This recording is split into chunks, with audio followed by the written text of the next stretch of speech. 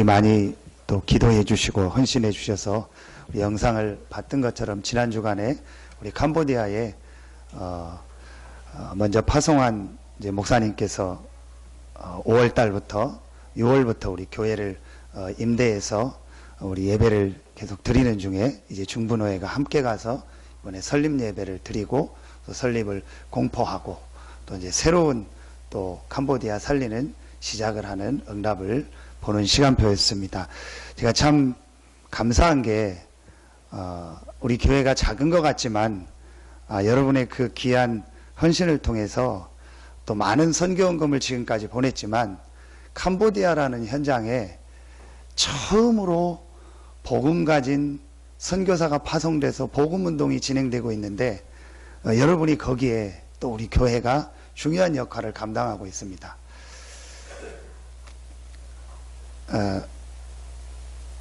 아주 좀 돈이 있는 사람들은 캄보디아에서 비싼 차를 사는 게 그 사람들한테는 큰 뭐가 되지 않습니다. 1억씩 2억씩 되는 그런 차를 그 사람들은 쉽게 가지고 하는 아주 10%도 안 되는 사람이 있는가 하면 거의 80% 이상은 굉장히 경제적으로 어렵고 그 오토바이 하나 사는 것도 어려운 상황입니다. 우리 선교사님이 파송이 돼서 사역을 해 나가는데 하나님 시간표겠지만 그래도 선교사님이 갔는데 오토바이 타고 다니고 거긴 교통편이 버스라든지 지하철에 이런 게 전혀 없습니다. 그럼 자전거 타거나 오토바이 타고 다녀야 되는데 참 그게 좀 마음에 좀 제가 좀 걸리더라고요. 그래서 좀 우리 교회가 우리 선교사님이 파송을 됐는데 좀 새 차는 못 사주더라도 중고차라도 하나 사서 선교사님이 사역할 수 있도록 헌신하면 좋겠다. 좀 그런 마음을 제가 담고 기도하고 우리 지난번에 얘기하는 중에 우리 중요한 산업인들이 헌신을 하셔서 좀 차를 이렇게 살 수 있도록 여러분이 헌신을 중간에 다 보고할 수 없어서 보고를 못 드렸는데 사실은 1,500만 원 넘는 차를 구입하는데 거의 저희 교회가 다 헌신을 해서 차를 구입하게 됐어요. 그리고 또 교회를 설립해서 좀 빠른 시일 안에 교회를 하게 됐습니다. 아까 건물이 나왔죠. 그 건물의 가운데 이제 4층을 임대해서 쓰는 겁니다. 그것도 비용이 만만치 않습니다. 한 달에 한 70만 원 가까이, 60만 원 넘는 한 70만 원 가까이를 이렇게 임대료를 계속 내야 되잖아요. 그럼 선교사님이 지금 성도들이 많이 있는 상황도 아니고 또 있어도 여러분처럼 그렇게 막 헌금하는 그런 상황이 아니거든요. 제가 또 그게 이렇게 마음에 이렇게 담기더라고요. 5월에 그 얘기를 들으면서 혹 하나님이 은혜를 주시면 제가 하는 게 아니니까 우리 교회가 우리 목사님이 적어도 이렇게 복음운동을 하는데 교회 임대료를 매달 내야 되는 그것 때문에 고민하지 않도록 우리가 헌신할 수 있으면 좋겠다. 그래서 그런 기도 제목을 같이 나누고 우리가 했는데 또 여러분들이 역시나 많은 헌신을 해주셔서 넉넉히 헌금을 해주셔서 저희가 지금 6월 달부터 여러분의 헌금이 우리 임대료로 매달 가고요. 그래서 선교사님이 적어도 교회 임대료 걱정은 전혀 안 하고 사역할 수 있는 배경을 만들. 그리고 여러분이 또 이렇게 자동이체라든지 매달 드리는 헌금을 보니까 한 100여만 원 가까이를 캄보디아 교회와 또 선교를 위해서 헌금을 하고요. 그게 전부 다 캄보디아 현장으로 목사님께 전달되고 있습니다. 그래서 여러분이 복음을 알고 많든 적든 헌신하는 그 헌신이 작은 것 같지만 앞으로 동남아시아의 중요한 현장인 캄보디아가 복음화되고 그 캄보디아를 통해서 그 동남아시아 5개국이 살아나서 앞으로 세계 인구의 절반을 가지고 있는 인도와 중국을 살리는 일에 여러분과 우리 교회가 쓰임받고 있는 줄로 믿습니다. 그게 여러분 작은 것 같지만요 굉장히 중요합니다. 100여 년 전에 호주에서 또 미국에서 영국에서 우리나라에 선교사가 들어왔습니다. 그럼 여러분 지금처럼 이런 사진을 보거나 아니면 영상으로 보거나 아니면 그 나라를 직접 가보거나 그럴 수 있는 시대가 아닙니다. 그런데 선교사가 우리 교회에서 우리 교단에서 저 조선이라는 전혀 이름도 뭐 아무것도 알려지지 않은 조선 땅이라는 곳에 우리 선교사가 파송이 되어 있다. 그곳에 우리가 헌금을 하고 헌신을 하자. 그 얘기를 교회 광고를 듣고 호주에서 미국에서 영국에서 우리나라에 선교헌금을 보냈습니다. 그 선교헌금을 보낸 교회는 성도는 한 번도 조선 땅에 대한민국에 우리 한국 땅에 와보지를 못하고 죽었습니다. 그런데 그 헌금으로 말미암아 대한민국 한국 땅에 그 당시 조선에 교회가 세워지고 지금 우리 교회가 우리 한국이 세계복음화에 이 중요한 역할을 하는 주도적 교회로 서게 됐습니다. 한 번도 우리나라에 와보지 않았습니다. 한 번도 어떤 면에서는 사진도 못 보고 자기들은 그냥 교회에서 헌금하라니까 선교헌금 내라니까 헌금만 했지 한 번도 그 나라를 보지 못하고 죽었습니다. 저는 어떤 면에서는 그게 진짜 선교고 진짜 헌신이라고 생각합니다. 우리가 현장을 보고 가서 보고 헌신한다. 그럼 내 감정적 헌신일 수도 있습니다. 그럼 내가 본 나라는 헌신하고 내가 가본 데는 선교헌금 보내고 내가 안 가본 데는 안 합니까? 그게 우리의 생각이고 우리의 기준이죠. 그런데 여러분이 한 번도 캄보디아 현장을 가보지 않았는데 교회가 또 제가 또 우리 중부 노회에서 이 중요한 일이 있다라고 광고할 때 여러분이 여기에 참여하고 헌신했다. 저는 여러분의 헌신이 진짜 헌신이라고 생각합니다. 복음 때문에, 전도 때문에, 선교 때문에 내가 예물을 드리고 한 번도 그 나라를 가보지 못하고 알지 못하지만 전도 선교를 위해서 내가 헌신한다. 하나님은 천대까지 축복하시고 응답하실 줄로 믿습니다. 그러면서 제가 또 하나 느꼈던 게 내가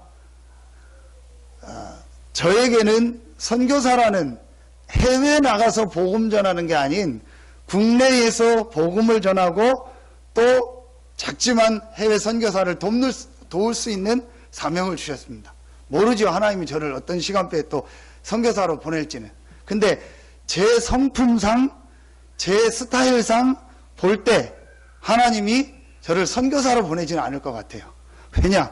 해외 나가면은요 못 살겠어요. 저는 선진국이든 후진국이든 많이는 가보지 않았지만 저는 갈 때마다 느끼는 게 나는 못 살겠다라는 걸 느껴요. 오래 살면 어떻게 될지 모르겠지만 캄보디아를 제가요 그래도 제일 많이 가봤잖아요. 횟수적으로는 가볼 때마다 느끼는 게 나는 다시는 이 나라 오지 않는다. 그거를요 늘 느끼고 생각해요. 그래서 제가 뭘 느꼈냐, 내 나라에서 복음을 받고 말이 통하는 데서 복음 듣고 예배 드리고 여기서 헌금으로 선교사를 도울 수 있도록 하나님이 내게 은혜를 주셔서 참 감사합니다. 여러분 사실은요 우리가 이 복음을 가지고요 전부 선교 현장 가야 돼요. 그렇게 복음을 받아서 우리가 복음의 빚을 졌지 않습니까? 그러면은 저나 여러분이나요 전부 그 복음의 빚을 갚으려면 우리도 저 오지로 더 이름 없는 곳으로 가서 복음 전하고 헌신해야 돼요. 단기 선교라도 가야 돼요. 그런데 우리가요 가장 어떤 면에서는요 하나님 앞에 쉬운 선교를 하고 있는 겁니다. 그게 뭐냐? 우리가 헌금하는 거예요. 저는요 아무리 생각해도 그렇더라고요. 캄보디아 와서 한 달 동안 선교할래? 아니면은 100만 원을 선교헌금 보낼래? 저는 두 번도 생각하지 않습니다. 100만 원 보내겠습니다. 내가 없더라도 빚내서라도 보내겠습니다. 저 왜 이런 얘기를 하냐? 내가 복음을 받고 복음을 늘 듣고 그러면서도 하나님의 은혜 가운데 이 대한민국 내가 태어난 나라에서 복음 전할 수 있고 헌신할 수 있는 것이 참 감사하다. 뭘 보고 느꼈냐? 선교사님을 보고. 말이 안 통하는 나라에서 문화도 안 통하는 곳에서 모든 게 어려운 현장에서 복음 때문에 가서 있다는 그 자체가 귀하고 감사하다. 정말 내가 선교사님을 위해서 기도하고 또 전 세계에 흩어져 있는 선교사님들을 위해서 기도하고 또 우리가 우리 교회에 또 사역하시다가 미국에 계신 우리 이원무 목사님을 위해서 또 우리가 기도하고 또 많은 흩어져 있는 선교사들을 위해서 기도해야겠다. 해외 현장에 나가 있다는 자체가요 대단한 거예요. 그 현장에 가 있다는 자체가 대단한 거예요. 캄보디아는 조금 잘 사는 사람도 있지만 주로 후진국이잖아요. 또 뭐 일본이나 뭐 미국이나 이런 데는 뭐 선진국이고 좋잖아요. 그 제가 하고 공항에서 아침에 9시 리무진을 타고 이제 이쪽으로 이렇게 쭉 내려오는데 그 리무진이 당진을 이렇게 들려서 옵니다. 그 당진 터미널에 이제 한 10분 정도 딱 서는데 뭐 할머니도 있고 할아버지도 있고 좀 세련돼 보이는 사람도 있고 세련 안 되게 보이는 사람들이 좀 더 많고 뭐 분위기가 그렇더라고요. 그런데 제가요 조금도 야 참 촌스럽다, 참 이상하다, 시골스럽다 그런 마음이 전혀 안 드는 거 있죠. 너무 이뻐 보이고 너무 아름다워 보이고요, 너무 좋아 보이는 거 있죠. 제가 너무 감사한 거 있죠. 왜 제가 여러분 웃지도 않는데 이런 웃으라고 이런 얘기를 하냐. 참 썰렁합니다, 분위기. 전혀 웃지도 않고 좀 웃으라고 얘기해도 웃지도 않고, 여러분 얼마나 그게 무서운지 아십니까? 이제 막 좀 웃으라고 하고 분위기 풀으라고 설교하면 막 전혀 웃지도 않고 막 이러고 있습니다. 여러분 설교해보세요. 굉장히 그 공포감이요 굉장히 무섭습니다. 왜 이런 얘기를 하냐. 얼마나 내가 복음 받고 이곳에서 복음 운동하고 헌신할 수 있다는 게 감사한지요. 아무리 내가 좋은 곳에 있다 할지라도 하나님이 나를 더 어떤 면에서는 좀 쉬운 현장에서 있게 하셨다는 게 감사하고, 그래서 내가 정말 복음 때문에 선교 현장에 나가 있는 우리 선교사님들을 위해서 그 현장을 놓고 기도해야겠다. 또 하나님 기회가 되면 가야 되면 가야겠죠. 그러나 여러분이요 진짜 마음에 담고 기도하세요. 내가 이 복음을 받고 복음 운동의 전도 선교의 대열에 있게 하시고, 그 축복의 교회에 있게 하시고, 그 축복의 교단에, 그 축복의 단체에 여러분이 있고 앞으로 여러분의 후대가 있게 하신 거예요. 저는 이거만큼 축복이 없다고 생각합니다. 여러분은 최고의 축복을 받은 사람이 분명합니다. 최고의 축복의 자리에 있는 사람이 분명합니다. 그래서 여러분이요 하나님 앞에 기도하세요. 하나님 여러분에게 응답하시면, 또 하나님 여러분을 축복하시면, 또 축복하지 않더라도 내가 작은 게 있더라도 하나님 내가 정말 전도를 위해서 선교를 위해서 헌신할 수 있게 해달라. 자, 제가 한 주간 그 캄보디아 현장에 있으면서 하나님 앞에 기도하면서 또 중요한 응답을 받게 됐습니다. 그러는 중에 한국에서 중요한 집회가 있었고, 그러는 중에 하나님이 우리 교회에 이 말씀을 주셨습니다. 저는 우연이 아니라고 생각합니다. 하나님이 중요한 시간표 속에서 우리에게 지난 주간에 또 집회와 모든 걸 통해서 이 말씀을 주셨다고.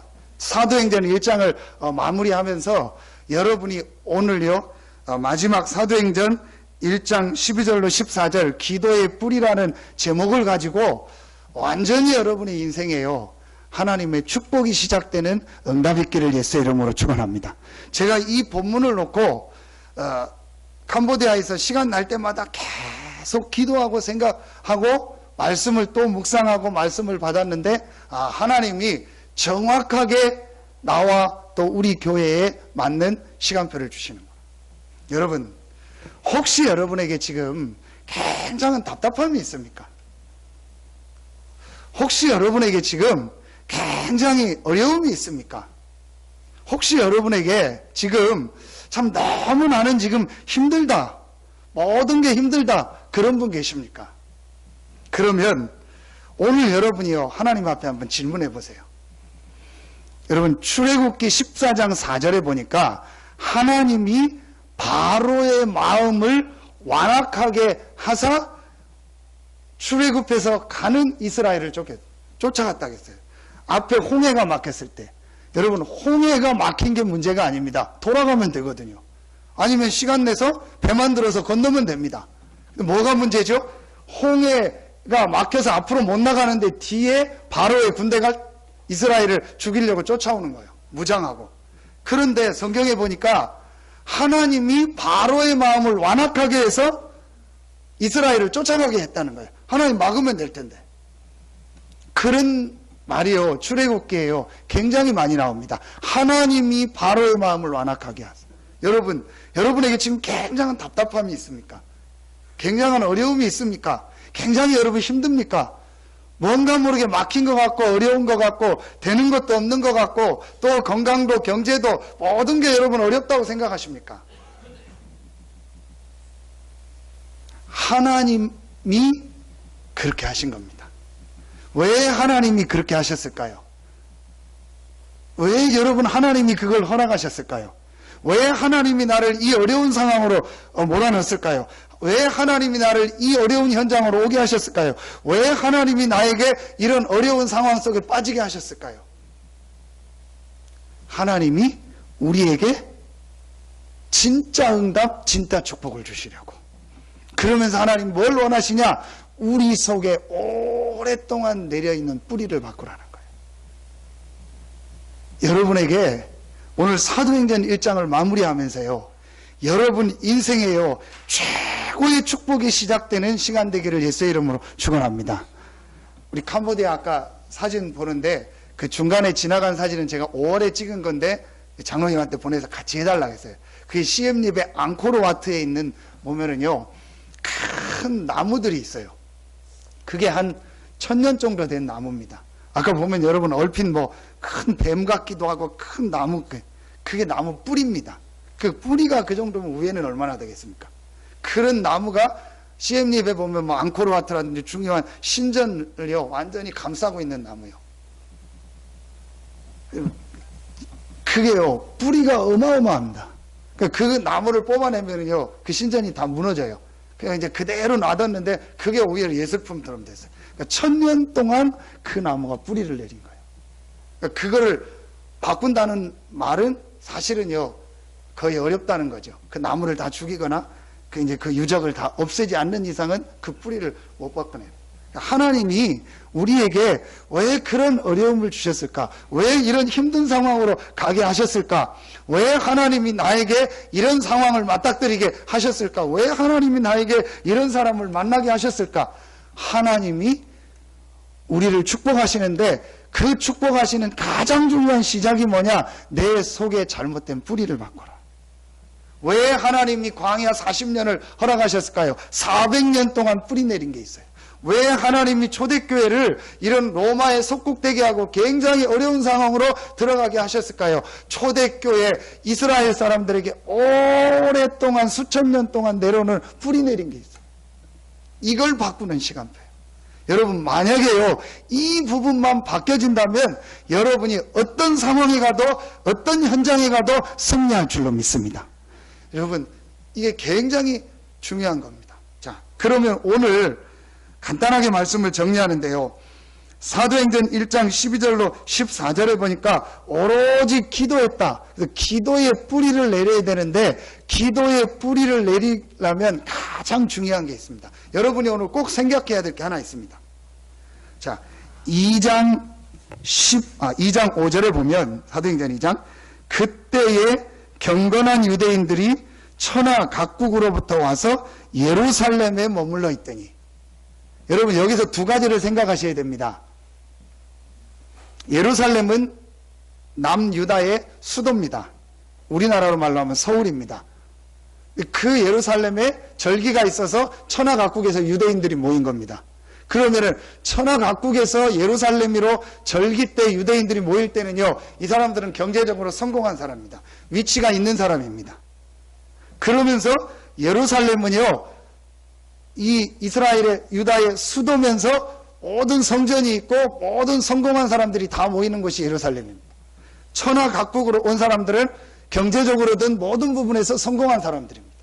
자, 그런데 하나님은 이런 훌륭한 사람들이 모인 예루살렘에 응답하지 않고 연약한 사람들이 모인 오늘 마가 다락방에 기도 응답의 축복을 주셨어요. 여러분이요 이 부분을 실제로 생각하시고 답을 얻으셔야 돼요. 왜 하나님이 훌륭한 사람들이 모인 예루살렘에 그 헤롯 성전에 응답하지 않고 연약한 사람들이 모인, 모자란 사람들이 모인, 부족한 사람들이 모인 마가 다락방에 응답하셨을까? 뭐 때문에? 이걸 여러분 찾아내셔야 돼요. 오늘 보니까 13절에 들어가 그들이 유하는 다락방으로 올라가니 베드로, 요한, 야고보, 안드레와 빌리멘. 베드로, 요한, 야고보, 안드레. 직업이 뭐죠? 어부입니다.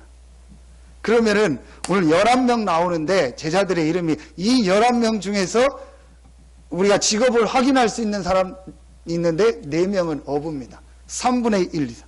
마태는 누구냐? 마태가 나오죠? 세리입니다. 지금은 세무공무원 하면은 알아주지만요, 이때의 세리 세무공무원은요, 굉장히 이스라엘에게 욕먹는 사람입니다. 로마의 그 세금을 이스라엘에게 막 세금을 어렵게 걷어서 로마에 바치고 중간에 그 세금을 떼먹는요, 아주 안 좋은 사람이 이 세리였습니다. 이런 사람들. 또 14절에 보니까 여자들과 예수의 어머니 마리. 여러분 이 당시 상황 아시지 않습니까? 여자들은 숫자에 넣지를 않았습니다. 이런 연약한 사람들이 모인 마가 다락방에 하나님이 왜 응답하셨을까? 여러분, 이게 여러분이요, 굉장한 중요한 질문입니다. 혹 여러분이 지금 연약합니까? 혹 여러분이 지금 어렵습니까? 혹 여러분이 지금 남들하고 비교할 때 굉장히 힘든 상황입니까? 그렇다면 마가 다락방, 우리와 같은 어려운 상황, 어려운 조건에 있었던 이 마가 다락방에 모인 사람들이 붙잡은 그 언약을 여러분이 붙잡는다면 하나님은 똑같이 마가 다락방에 연약한 사람들에게 응답하셨던 것처럼 여러분에게도 응답하시고 역사하실 줄로 믿습니다. 그렇다면 내가 오늘 찾아내야 되냐? 이 마가 다락방에 모인 연약한 사람들이 무엇을 붙잡았는가? 도대체 무엇을 붙잡고 기도했기에 똑같이 기도하는 사람들이 모인 예루살렘의 헤롯 성전에 응답하지 않고 마가 다락방에 하나님이 응답하셨을까? 여러분요, 이걸 찾아내셔야 돼요. 이걸 못 찾으면 여러분 어떻게 계속 낙심하게 돼요. 여러분 자신을 볼 때도 낙심이 되고, 여러분 가정을 볼 때도 낙심이 되고, 교회를 볼 때도 낙심이 되고, 여러분의 경제 상황을 볼 때도 낙심되고, 여러분의 수준을 볼 때도 낙심되는 거예요. 왜냐? 우리 힘으로는 이 지역 못 살리잖아요. 우리 힘으로는 세계복음화 못 하잖아요. 우리 힘을 가지고는요, 지역의 많은 일을 감당하려도 할 수 없잖아요. 우리의 경제를 가지고는요, 우리가 여러 가지 일들을 해야 되는데 못 하잖아요. 그러면 뭐가 돼요? 낙심이 되는 거예요. 그런데 성경은 우리보다 훨씬 안 좋은 조건에 있는 그 사람들에게 하나님이 응답하시고 역사하신 거예요. 여러분 오늘요, 하나님의 말씀을 통해서 사도행전 1장을 마무리하면서요, 정말 중요한 답을 찾아내고 여러분도 마가 다락방에 모인 사람들이 받았던 그 응답받기를 예수 이름으로 축원합니다. 정말 여러분의 가정에, 여러분이 있는 직장에, 여러분의 산업에 마가 다락방에 임했던 그 하나님의 응답, 그 하나님의 능력이 시작되기를 예수 이름으로 축원합니다. 무엇을 붙잡아야 되냐? 첫 번째입니다. 이 마가 다락방에 모인 사람들이요, 붙잡은 내용이 있었어요. 여러분, 진짜로 여러분이 오늘요, 이거 3가지만 딱 붙잡으면 돼요. 여러분 인생에요, 이 3가지만 딱 붙잡으면은요, 하나님은요, 여러분이요, 조금만 기도했는데도 여러분이 진짜 하나님이 원하시는 그걸 붙잡고 있다면 하나님은 여러분이 많이 하고 적게 하고와 상관없이 응답하실 줄로 믿습니다. 역사하실 줄로 믿습니다. 이 3가지를 정말 여러분 붙잡으세요. 첫 번째입니다. 1장 3절입니다. 그가 고난받으신 후에 또한 그들에게 확실한 많은 증거로 친히 살아계심을 나타내시사. 여러분 이게 굉장히 중요합니다.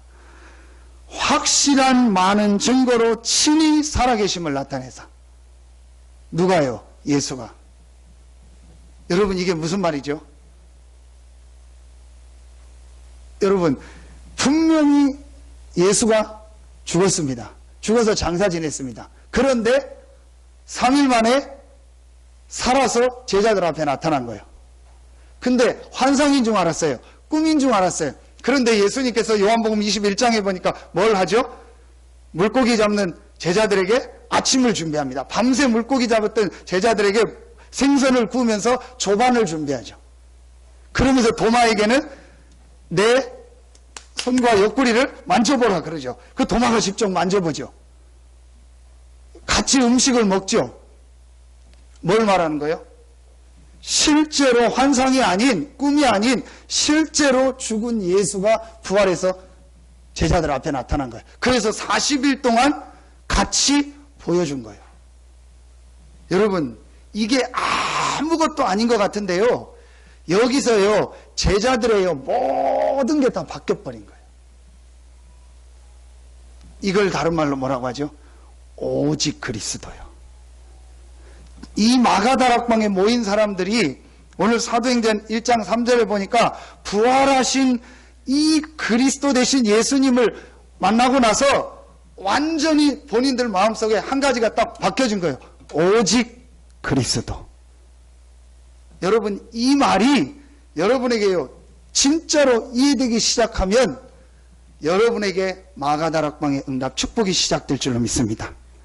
제가 이번 캄보디아 나머지는 일정은 뭐 제가 크게 할 일 없으니까 하고 빈 시간에 하나님 앞에 제가 계속 기도하면서 하나님 앞에 붙잡았어요. 여러분, 이 제자들이요 실제 본 겁니다. 죽은 예수가 부활해서 내 앞에 살아있는 거예요. 이 제자들에게요 모든 부분이 바뀌어지는데 오직 예수, 오직 그리스도 할 때 가장 중요하게 제자들에게 바뀐 게 뭐라고 생각하십니까? 제자들이 가지고 있는 생각입니다. 아, 내 생각이 필요 없구나. 내 생각을 할 필요 없구나. 내 생각을 말할 필요 없구나. 내 생각을 강조할 필요 없구나. 내 생각을 주장할 필요 없구나. 왜냐? 이 예수가 바로 그리스도인데 이 예수가 그리스도요 하나님이라는 증거로 부활하셔서 살아계시구나. 그러면 이 그리스도 대신 예수가 지금 나와 함께 하시는구나. 이 그리스도 대신 예수는 하나님이며 이 그리스도 대신 예수가 지금 나와 함께 하시며 나의 주인이며 나의 모든 것을 인도하시는구나. 여러분이요 이 인생에 대한요 결론이 딱 난 거예요. 그러니까 제자들에게요 제일 먼저 바뀌어진 게 수요 예배 때 조금 더 구체적으로 얘기하겠습니다. 시간이 없으니까요. 성찬 예식이 있으니까요. 여러분이요 그런데 꼭 하나 여러분이 붙잡아야 돼요. 부활하신 그리스도 되신 예수를 만나니까 제자들에게 오직 예수 했는데 오직 그리스도로 결론이 났는데 오직 예수 오직 그리스도로 결론 난 게 뭐라는 겁니까? 뭐냐는 거예요. 말만 오직 예수 오직 그리스도가 아닙니다. 실제로 제자들의 뭐가 바뀐 거예요? 생각이 바뀐 거예요. 여러분, 우리는요 저를 비롯해서 자꾸 내 생각을 계속합니다. 내 생각이 맞을 수도 있지만 내 생각이 100% 틀릴 수도 있습니다. 그런데 제자들이요 이게 바뀐 거예요. 예수가 바로 스승이 아니고 예수가 선생이 아니고 예수가 훌륭한 분이 아니고 이 예수가 하나님이요 이 예수가 바로 그리스도구나.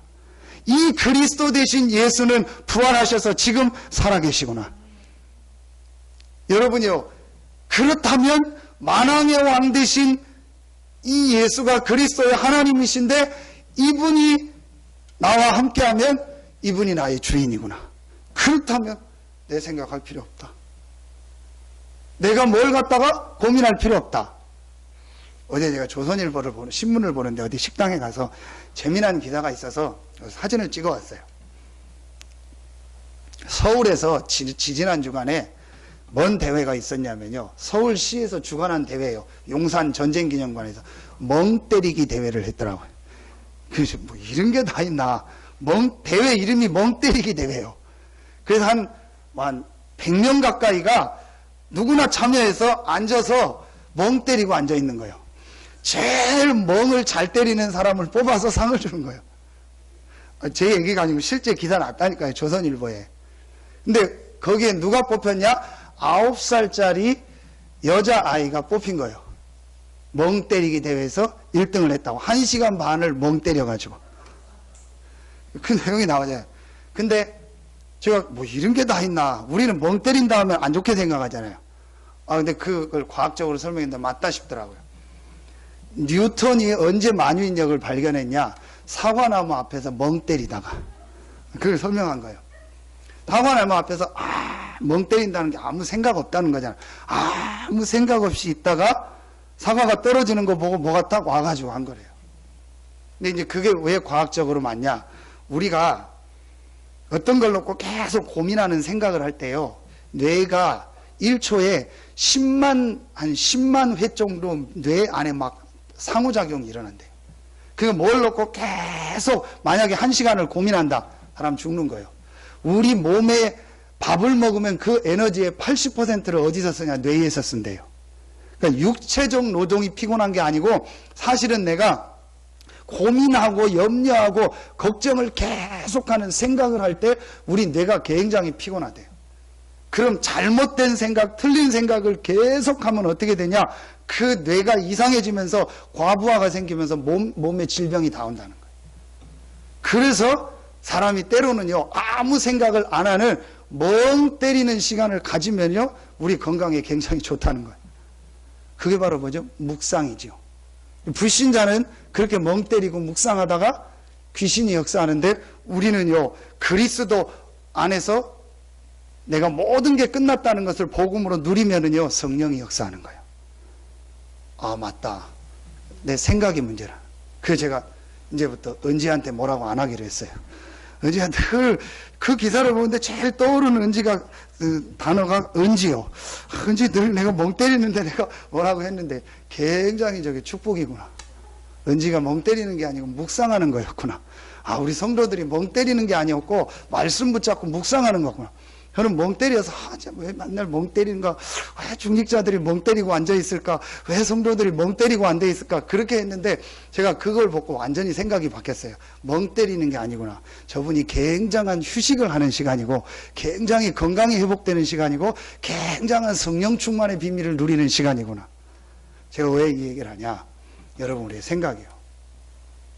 내가 하루에요, 한 5분만이요, 내 생각을 안 하고 그리스도를 생각하고요, 말씀을 생각할 수 있다. 어마어마한 능력이 많은 거예요. 수요일 날 여러분 설명하겠습니다. 왜 우리의 생각이 무서운지요. 제가 이번 캄보디아 현장을 통해서요, 한 가지 제 마음속에 정말 또 한 가지 하나님 은혜 받게 하신 거예요. 바로 이 부분입니다. 제일 생각을 많이 하는 사람이 누구냐? 목사구나. 제일 생각을 안 바꾸는 사람이 목사구나. 목사님들이 여러 명 갔는데 선교사한테 막 이 생각 저 생각 다 얘기하는 거예요. 그래서 저는 얘기할 그것도 아니지만 아무 얘기 안 했어요. 왜냐? 내 생각이 틀릴 수 있잖아요. 근데 제일 안 바꾸는 게 목회자예요. 제가 진짜 하나님 앞에 이번에 한 가지를 또 발견했습니다. 아, 내 생각이 틀릴 수 있구나. 내 생각이 잘못될 수 있구나. 근데 그걸 인정할 수밖에 없는 가장 큰 이유가 뭐죠? 만왕의 왕 되시고 하나님 되신 그리스도께서 부활하셔서 나와 함께 하신다. 내가 이 사실을 정말로 봤다면 그리스도가 나의 주인이니까 내 생각 안 해도 된다. 불신자처럼 내 생각을 하지 말라. 어떻게 사람이 생각을 안 합니까? 죽지 않는 이상. 그게 아니고 그리스도가 부활하셔서 지금 나와 함께 하신다. 이걸 보니까 내 생각을 할 필요가 없구나. 내 고민을 할 필요가 없구나. 내 염려할 필요 없구나. 내가 뭘 강조할 필요가 없구나. 여러분이요, 이게 여러분에게 깨달아지기를 예수의 이름으로 축원합니다. 마가다락방에 모인 이 사람들에게요, 이 오직이 있었던 거예요. 오직 그리스도라는 말은 그냥 오직 그리스도라는 그 단어를 쓰는 게 아니에요. 부활하신 그리스도 대신 예수님을 만나는 순간 모든 생각이 다 없어져 버린 거예요. 모든 근심 걱정이 다 없어진 거예요. 모든 고민이 다 없어진 거예요. 모든 내 기준이 다 바뀌어버린 거예요. 부활하시고 모든 문제를 해결하신 그리스도 되신 예수가 지금 나와 함께 하신다. 여러분, 그렇다면 굳이 내 생각을 많이 할 필요 있냐? 아니다. 갈라디아서 2장 20절. 내가 그리스도와 함께 십자가에 못 박혔나니. 그거는 죽었다는 말이죠. 그게 끝이 아닙니다. 이제 내가 산 것은 내 안에 그리스도께서 사시는 것이라. 여러분, 이게 실제로 만약에 체험됐다. 완전히 바뀌어지는 거예요. 내가 그리스도와 함께 죽었구나. 그럼 내 안에 이제 누가 사시냐? 만왕의 왕 되시고 창조주 되신 그리스도 되신 예수가 내 안에 사시는 것이다.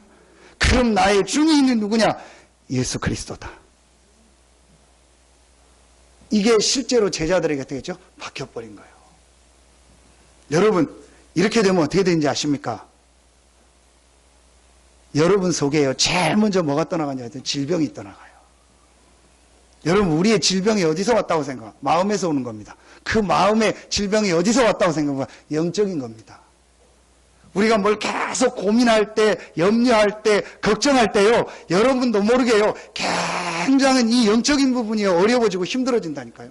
사람은 영적 존재이기 때문에 이 영적인 힘을 얻고 영적인 평안함을 얻어야 되는데, 내가 걱정하고 염려하고 내 생각을 가지고 계속 살아갈 때요, 여러분도 모르게요, 굉장히 영적으로 어려워요. 그래서 여러분이 생각 많이 하면 피곤한 거예요. 걱정 많이 하면요, 피곤한 거예요. 기훈이가 걱정이 많은가 봐요. 요즘에 계속 예배 시간에 자는 거 보니까 여러분요, 계속 내가요, 걱정하면 여러분 어떻게 되냐? 계속 잠아요. 잤는데 또 자고 싶고요. 잤는데 또 자고 싶어요. 그게 내가요, 계속 내가 힘들다는 거예요. 걱정하고 있다는 거예요. 여러분, 그게 언제 바뀌어지냐? 하나님이 그리스도를 보내셨는데 이 그리스도가 십자가에서 나의 모든 죄를 다 해결하셨구나. 그리고 이분이 부활하셔서 모든 사단의 권세, 지옥의 권세를 완전히 깨뜨리셨구나. 이 그리스도 대신 예수님을 믿음으로 말미암아 내가 하나님의 자녀가 됐고 하나님이 나와 함께 하시는구나. 여러분이요, 이게 정말로 내가요, 발견이 되고 믿어진다. 여러분의 영적인 부분이 확 살아나 버려요. 그러면서 여러분 마음이요, 전부 힘을 얻고 살아나는 거예요. 이게 전부 어디로 전달되냐? 여러분 육신으로. 여러분, 진짜 내가 이유도 없이 계속 피곤하다. 내가 뭔가 모르게 여러분 계속 힘들다. 여러분, 진짜 오늘부터 한번 이 사도행전 1장 3절을 가지고 한번 여러분 인생 고민해 보세요. 진짜 내가 그리스도를 체험했는가? 내가 정말 그리스도가 나의 답인가? 진짜 그리스도가 나의 결론인가?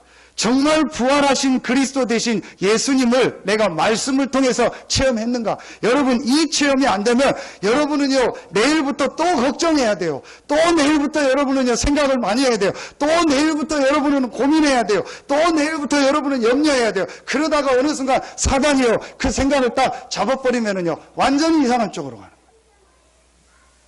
거예요. 여러분이요, 이게요, 굉장히 저는요, 중요하다. 마가 다락방에 모인 이 제자들이요, 이게 완전히 없어져 버린 거예요. 왜 없어졌을까요? 부활하신 그리스도 대신 예수님을 만난 거예요. 여러분, 제가 몇 번 비유를 줬습니다. 한 번 더 들겠습니다. 여러분의 가까운 사람이 죽었습니다. 여러분이 굉장히 알고 친하게 지내던 아주 가까운 사람이 죽었습니다. 그래서 3일 동안 장례식을 했습니다. 그런데 화장하지 않고 매장을 했습니다. 다 하고 돌아왔습니다. 그리고 3일 장례식이 끝났는데 그 다음 새벽에 내가 어제 장례식하고 다 했던 3일 전에 죽어서 3일장을 해서 어제 무덤에 묻고 왔던 그 사람이 살아서 여러분 앞에 나타났습니다. 꿈이 아니고 환상이 아니고 실제로 나타나서 여러분과 같이 밥 먹고 같이 얘기했습니다. 그리고 40일 동안 있다가 뭔 얘기를 하고 구름 타고 승천해 버렸어요. 여러분이 어떻게, 그걸 여러분이 직접 봤다, 어떻게 되겠습니까? 바뀌는 거예요. 제자들이 이 부활하신 이 예수를 보고 이 예수가 바로 하나님이구나, 이 예수가 바로 그리스도구나, 이 예수가 바로 내 인생의 모든 문제를 해결하신 구약에 보내기로 하셨던 바로 그분이구나, 이분이 그리스도요 하나님이라는 증거로 부활하셨구나. 완전히 제자들의 마음속에요, 이 각인된 게요, 바뀌어버린 거예요. 그 각인된 것 중에서 가장 큰 뭐가 바뀌었냐? 생각이 바뀐 거예요. 여러분, 진짜 내일부터요, 한번 이 축복 누려보세요. 정말 한번 누려보세요. 그리고 여러분 한번 질문해 보세요. 진짜 예수가 그리스도요, 그 그리스도 대신 예수가 나의 주인됨을 내가 발견했고 내가 지금 누리고 있습니까? 여러분이 진짜 예수가 그리스도라는 걸 발견했고 누리고 있다면 지금 제가 하는 걱정, 염려, 제가 하는 생각이 틀린 생각이요, 틀린 걱정이요, 틀린 염려일 것입니다. 그리고 여러분이 하는 걱정, 염려가 틀린, 하지 말아야 될 걱정이요, 염려요, 여러분이 하고 있는 생각이 틀린 생각이 될 수 있어요. 그렇다면 뭐 하면 되냐? 그리스도가 나의 왕되고 주인됨을 인정합니다. 이걸 여러분이 고백하는 거예요. 이때요, 여러분 눈에 안 보이게 어떤 일이 일어나는지 아세요? 여러분의 영이요, 확 살아나 버려요. 아까 제가 설명했던 것처럼요, 여러분이요, 이 그리스도를 계속 생각할 때요, 여러분 뇌가요, 살아나기 시작해요. 그러면서요, 굉장히 여러분이요, 이 뇌가 과학적으로 하면 정리가 되는 거예요. 그러면서 여러분 몸이 치유되기 시작해요. 여러분, 오늘 요 한 가지만 제가 얘기하겠습니다. 시간 많이 갔어요. 오늘 요거 한 가지만 여러분 얘기하겠습니다. 수요일 날 또 얘기하고 메시지 하겠습니다. 여러분, 오늘 이 한 가지만 딱 먼저 붙잡으세요. 오직 그리스도. 오직 그리스도가 무슨 말이냐? 그리스도가 나의 주인 된 것이다. 그리스도가 주인 되면 되냐? 된다. 왜냐? 이 그리스도 대신 예수는 하나님이시고 그분이 하나님이라는 증거로 부활하셔서 지금 살아계시다. 아멘입니까? 진짜 여러분 아멘입니까? 이게 정말로 여러분에게 아멘이 되면 끝나는 거예요. 그렇다면 오늘부터 내 생각할 필요 없다. 여러분, 이게요 굉장히 어려운 말일 수 있어요. 목사님 어떻게 생각을 안 합니까? 한번 여러분 고민해 보세요. 이거 설명하려면 시간 걸리니까. 그것도 제 생각일 수 있으니까요. 진짜 여러분이요, 그리스도가 이 부활하셔서 살아계시는 게 맞다면 그분이 나의 주인됨을 인정하고 여러분의 모든 생각을 한 일주일간만 한번 내려놔 보세요. 여러분의 모든 고민을 한번 내려놓고 그리스도를 계속 생각하고 그리스도를 한번 묵상해 보세요. 여러분에게 어떤 변화가 일어나는지. 제가 사실은 캄보디아 현장에서요, 제가 많은 거를 고민했어요. 많은 생각을 했습니다. 캄보디아 현장 가면서 여러 가지 고민, 생각이 제게 많았어요. 하나님 앞에요, 이걸 놓고 제가 왜 하나님 나에게 이런 고민할 수밖에 없는 상황, 고민할 수밖에 없는 일들, 고민할 수밖에 없는 여러 가지 환경을 주셨습니까? 그걸 놓고 하나님 앞에 계속 기도하는데 하나님이 제게 답을 주시는 거예요. 너 부활하신 이 예수를 정말 만났냐? 이 부활하신 예수, 그리스도 되신 예수가 네 안에 정말 계시냐? 정말 네가 말씀을 통해서 이 부활하신 예수를 체험했냐? 제 나름대로 체험한 게 있다면, 그렇다면 왜 네가 고민하냐? 그렇다면 네가 왜 걱정하냐? 그렇다면 왜 염려하냐? 오직 예수 해라. 오직 그리스도 붙잡아라. 그러면 내가 역사할 것이다. 이게요, 굉장히 제가요, 여러분요, 지금 설명이 여러분한테 어떻게 되는지 모르겠는데요, 맞다 싶다. 여러분 한번 적용해 보세요. 여러분의 생명이 여러분 거라면 여러분 생각대로 하십시오. 여러분의 경제가 여러분 거라면 여러분 생각대로 하십시오. 여러분의 자녀가 여러분 거라면 여러분 생각대로 하십시오. 그러나 아닐 겁니다. 여러분의 생명이 여러분 게 아닐 겁니다. 여러분의 경제가 여러분께 아닐 겁니다. 여러분의 자녀와 여러분의 가족이 여러분께 아닐 겁니다. 여러분이 하고 있는 사업이, 직업이 여러분의 것이 아닐 겁니다. 그럼 누구의 것이냐? 하나님의 것입니다. 그렇죠? 만왕의 왕 대신 예수 그리스도 안에 있는 것입니다. 그분이 주인입니다. 여러분이 이 부분을 한번 진짜로 여러분 찾아내요. 그러면 나머지 두 번째, 세 번째 거는 다음에 말씀을 나누도록 하겠습니다. 마가 다락방에 모인 사람들이 가장 첫 번째 체험하고 붙잡은 내용이 뭐냐? 오직 그리스도다. 이 그리스도가 나의 주인이 된 것이다. 그래서 내 생각이 없어진 거예요. 이번 주간에요, 여러분 모든 게 치유되고 바뀌어지는 주간이 되기를 예수의 이름으로 축원합니다. 여러분 한번 한 주간만 하나님을 시험하지 말고 실험해 보세요. 시험과 실험은 다르잖아요. 시험은 안 믿어지니까 시험하는 거고, 실험은 믿어지는데 내가 확인하려고.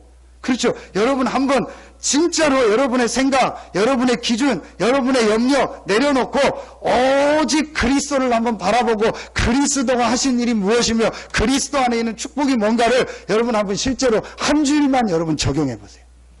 여러분 몸에 어떤 변화가 일어나는지, 여러분 삶에 어떤 응답이 오는지. 그래서 정말 이번 주간에 여러분 인생의 최고의 축복이 시작되는 주간 되기를 예수의 이름으로 축원합니다. 하나님 감사합니다.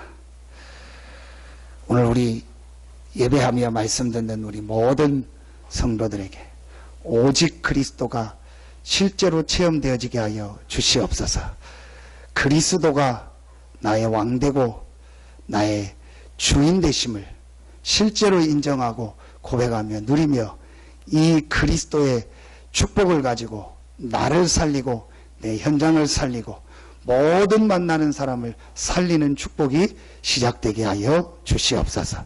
하나님께 모든 영광 돌리며 예수님의 이름으로 축복하며 기도하옵나이다. 아멘.